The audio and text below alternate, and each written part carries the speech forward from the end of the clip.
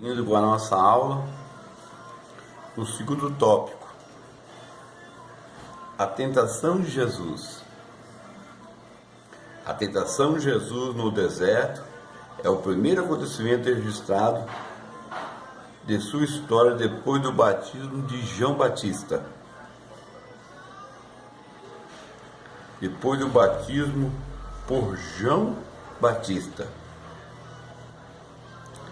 É de se esperar que aquele que veio para desfazer as obras do diabo, que está em 1 João 3:8, enfrentasse a ação de Satanás. O inimigo de nossa alma decide lutar por sua causa, e que é chegado o Salvador, e a chegada do Salvador alvoroçou o reino das trevas. Primeiro subtópico. Então, é necessário que a começo da caminhada cristã,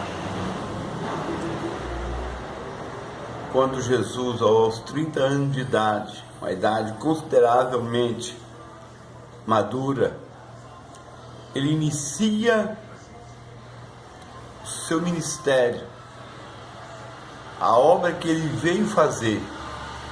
Há registro de Jesus já fazendo a obra de Deus, fazendo a vontade de Deus antes do seu batismo. Mas ao começo do ministério, da vocação, de um preparamento que houve de Jesus, do preparamento que ele teve para depois se iniciar o ministério, que ele convoca os discípulos, começa a chamar os primeiros discípulos, convocando eles para uma obra que Deus chamou, preparando eles para depois da sua morte eles continuar essa obra. Aos 30 anos ele começa. Há registro de Jesus com 12 anos, ele pregando para os doutores da lei no templo, e a sua mãe e seus pais procurando depois do censo que houve, que tinha aqui em Jerusalém, fazer o censo, pagar o imposto, apresentar perante o governo. Jesus sumiu do meio da turma deles porque tinha ficado no templo pregando para os doutores da lei, os fariseus religiosos. E ali, quando seus pais o acharam, meu filho estava te procurando, não convinha eu fazer a obra do meu pai? Então já há algumas passagens, essa de Jesus também, ali no casamento, não era início da sua obra, mas ele deu um sinal para que veio, porque ele disse para sua mãe no Canaã da Galileia: aqui tem eu contigo, ainda não é chegada a minha hora. Quer dizer, ainda o que eu tenho a ver com isso? Não é chegada a minha hora, ainda não iniciei o que eu vinha fazer, mas ele mostrou quem ele era e a sua natureza. Mas ao iniciar o seu ministério,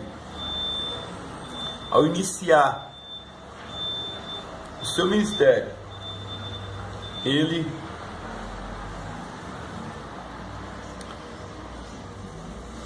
primeiramente foi ao Rio Jordão para ser batizado por João Batista. João Batista até indagou: porque careceu de ti, tu vens a mim? Jesus nos deu o exemplo e nos disse: deixe João, para que se cumpra toda a justiça. É justo, se eu vim para cumprir toda a lei, cumprir todas as ordenanças, tudo que o Pai me mandou, então eu não posso deixar de cumprir nada que deve servir de exemplo para os que vêm após mim. Aqueles que vêm a mim têm que ver em mim o exemplo. Então Jesus deixou essas duas ordenanças: a o batismo nas águas, que é o símbolo do novo nascimento, que a pessoa foi sepultado com Cristo e ressuscitado também com Cristo. É o símbolo do batismo nas águas. E a Santa Ceia, que é a instituição que Jesus deixou para a igreja, para que nós pudéssemos ter comunhão com a sua morte. Então, aquele que não comer da minha carne, não beber do meu sangue, não tem parte comigo, para termos comunhão com Ele. Então, Jesus se iniciou o seu ministério batizando nas águas, para servir de exemplo para nós. Primeiro subtópico 2: levado ao deserto. O deserto é o lugar onde os seres humanos percebem a grandeza de Deus e a fragilidade humana. É um lugar de profundo silêncio para meditação e oração, onde vastidão de espaço para ouvir a voz de Deus. Foi no deserto que grandes homens de Deus foram preparados para servir, para o serviço sagrado, como Moisés. Está em Atos 17, 30 ao 33. E Elias, em 1 Reis 19, do 4 ao versículo 10. O termo deserto, nessa passagem, não é suficiente para determinar o lugar exato em que Jesus suportou os 40 dias de jejum e tentações. Mas há concordância entre muitos estudiosos que trata-se de uma parte despovoada da Judéia, onde João Batista iniciou o seu ministério. A tradição posterior indica o Monte da Quarentena ao oeste de Jericó, onde foi construída no encontro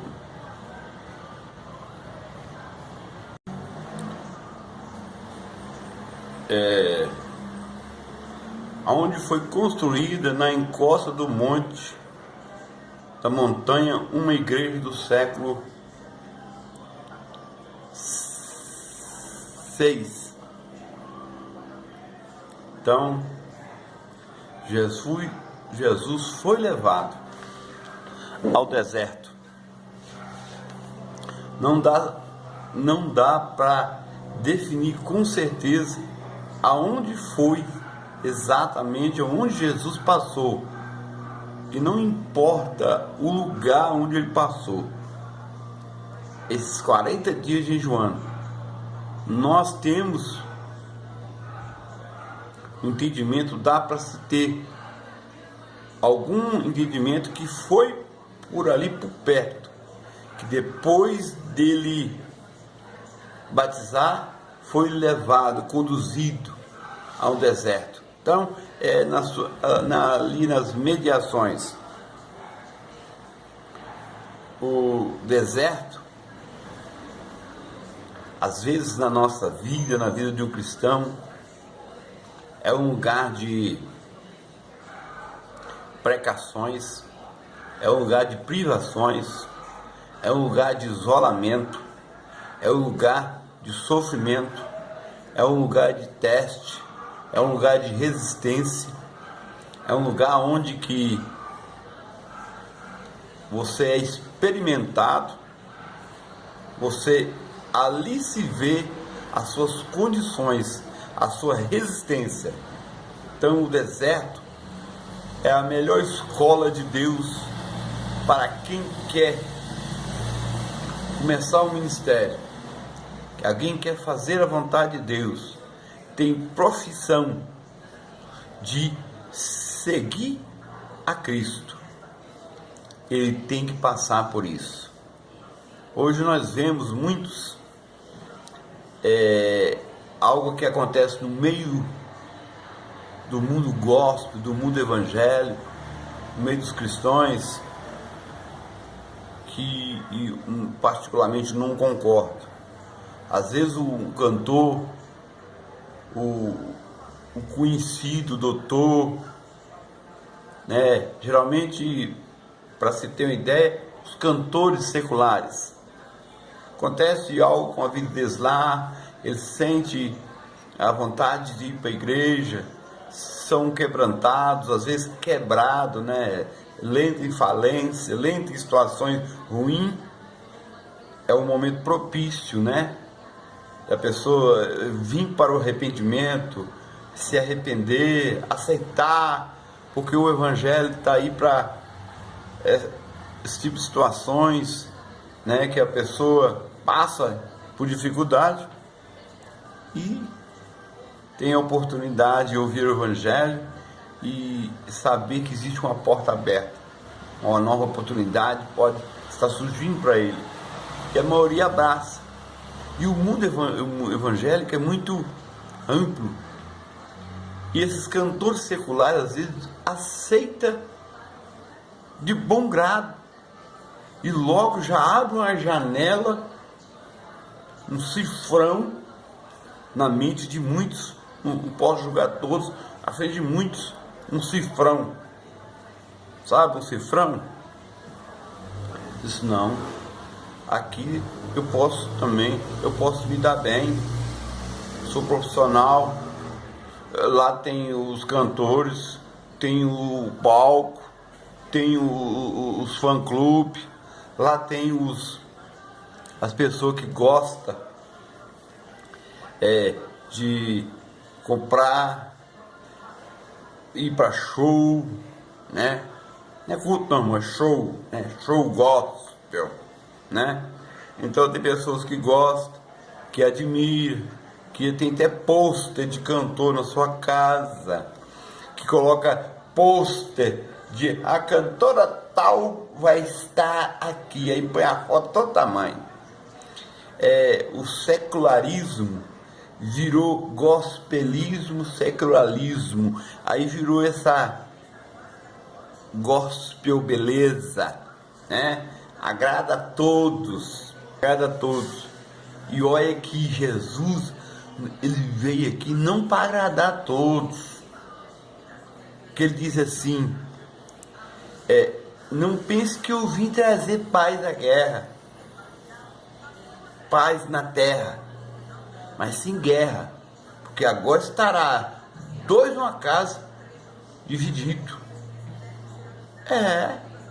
É pai contra filho, filho contra pai, porque nem todos têm a mesma forma de pensar, nem todos aceitam a mensagem do Evangelho, que a mensagem do Evangelho é a melhor mensagem que tem, é a mensagem boa, mensagem de vida, de paz, prosperidade, felicidade, né? Mas as pessoas acham que a felicidade não está no Evangelho, às vezes está numa vida regrada, ou numa vida curtida o máximo, aproveitada ao máximo, entre as orgias, o sexo, bebida, droga, e diversão e coisa e tal, e as suas vidas vão de mal a pior, né?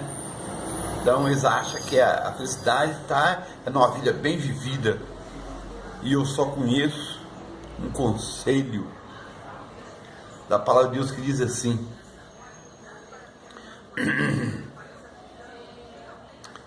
salmista Davi pede para Deus, de uma das suas canções consagradas no livro de Salmo, ele diz para Deus: Senhor, ensina-nos a contar os nossos dias, para que alcancemos corações sábios. É um conselho de Davi para aquelas pessoas que querem aprender a viver, querem aprender a entender qual que é o sentido da vida, qual que é as prioridades da vida, para que tenhamos uma vida tranquila, uma vida de esperança, paz, felicidade, porque momentos de tristeza, de tribulações, não tem esse nesse mundo que não tem, mas paz, felicidade plena, que ela vai permanecer no seu coração, é só para aqueles que estão na presença de Deus. Porque o empresário, quando perde